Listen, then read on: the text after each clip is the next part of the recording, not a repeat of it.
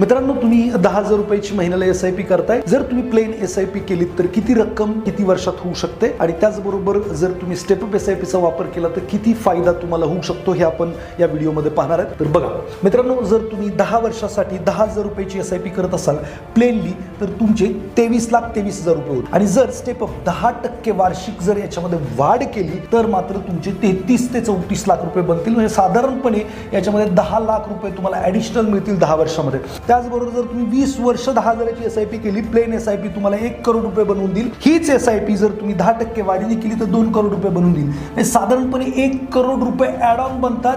1 CR. It's not a joke at all.